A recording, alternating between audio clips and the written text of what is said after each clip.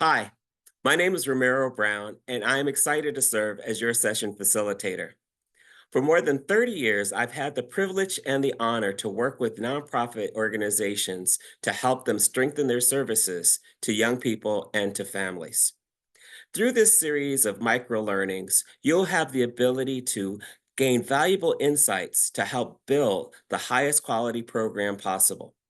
Please take notes as we go along the way and really enjoy this opportunity to take your organization to the next level. Welcome. Today we're going to talk about positive youth development or PYD. This approach focuses on building up young people's strengths instead of just fixing problems. By using PYD, we help young people grow into confident, capable individuals. Imagine this: a 12-year-old named Jordan struggles with school and often gets frustrated during activities. Instead of focusing on what Jordan does wrong, a staff member notices that he's really great at helping younger kids with their homework. They encourage him to become a peer tutor and they start building his confidence and leadership skills. And over time, Jordan starts seeing himself as a leader and not just a kid who struggles in school. That's positive youth development or PYD. It's about helping young people succeed by focusing on what they're good at. PYD creates safe, supportive spaces where young people can learn, build relationships, and develop real life skills instead of just fixing problems.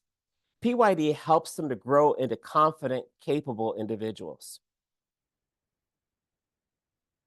Positive youth development is built on four big ideas that help young people grow and succeed. First is a focus on strengths and not problem. So instead of just correcting mistakes, we recognize what kids do well. So this helps them become more confident. So, for example, if a young person struggles with reading but loves art, we can have them draw a picture about a story and then explain it to the group. This helps them stay engaged while building their literacy skills. Second, youth voice and leadership matters. When kids have a say in their activities and are able to make decisions, they tend to feel more valued and they'll take ownership. So you can do things like let kids vote on a game or lead a simple task or have them plan an activity to build their confidence. Third, relationships are key. So we're talking about both adult to youth and peer to peer relationships. And these strong relationships create a supportive space where the kids can grow. Some things that you can do would be to take time to check in with the kids each day and then encourage teamwork through buddy activities or small group challenges.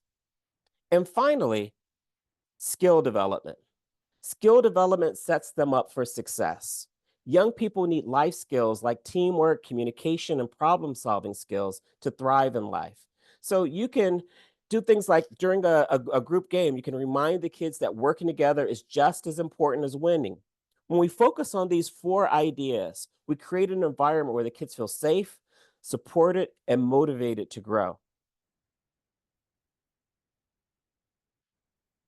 Positive youth development helps young people grow by focusing on what they do well. And there's a lot of research that backs this up. The research shows that when we invest in their strengths, they gain confidence, they develop leadership skills, and they build strong relationships. So, positive youth development boosts confidence. When they feel recognized for their strengths, they believe in themselves more. It builds leadership skills, giving them opportunities to lead, whether it's helping with an activity or making group decision. It teaches responsibility and teamwork. It encourages positive relationships. When kids feel supported by adults and have strong friendships, they're more engaged and willing to try new things. By focusing on strengths, creating leadership opportunities, and building connections, we help kids thrive in all areas of life. So, how do you actually use this? How do you use PYD in your daily work?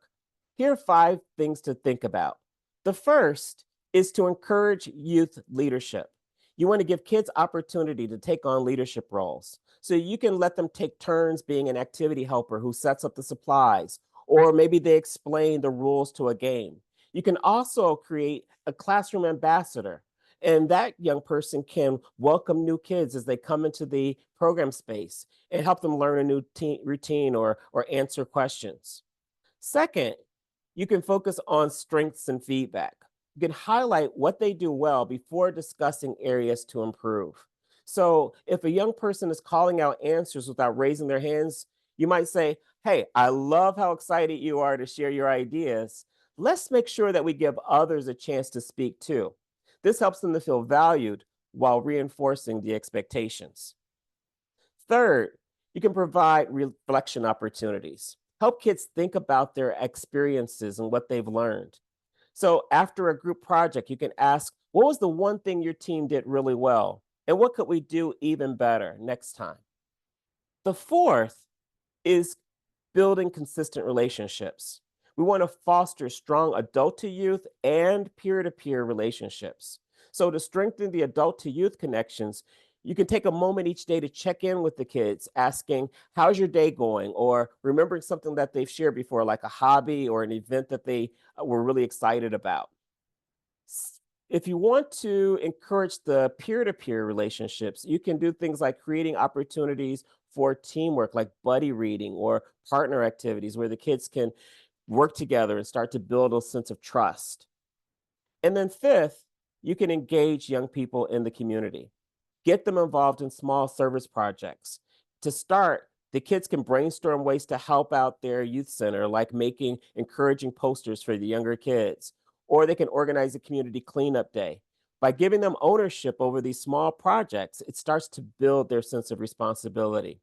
I think these are five great strategies that you can use to create a space where kids can feel valued, heard, and motivated to grow. So, to wrap things up, today we covered what is positive youth development, what it is, and why it's important. We looked at key principles that help young people grow, and we also explored some practical ways that you can use PYD in your work. By using these ideas, you'll create a positive, supportive environment where kids can really thrive. If you want to keep learning, there's some great resources available to help you strengthen your approach to positive youth development. The Annie E. Casey Foundation offers resources on best practices for youth programs and community engagement. The Search Institute provides research based tools like the Developmental Assets Framework, which identifies key factors that help young people succeed. And GSAN offers additional resources and guidance for after school programs and youth. Let's dig into GSAN a little bit more. The Georgia Statewide After School Network, or GSAN, supports your work by providing training, resources, and advocacy to help youth programs succeed. This microsession is part of our effort to help you feel confident and prepared in your role. Our goal is to make sure that every youth program in Georgia is safe, high quality, and impactful. So if you're looking for more support, we'll share with you just how you can stay connected. So for more resources, you can visit www.afterschoolga.org for tools and training opportunities. And if you have questions, you can email us at info@afterschoolga.org. You've completed the Foundations of Positive Youth Development micro training. Thank you for your time. Thank you for the work that you do to support our young people. And thank you for making a difference in the lives of children.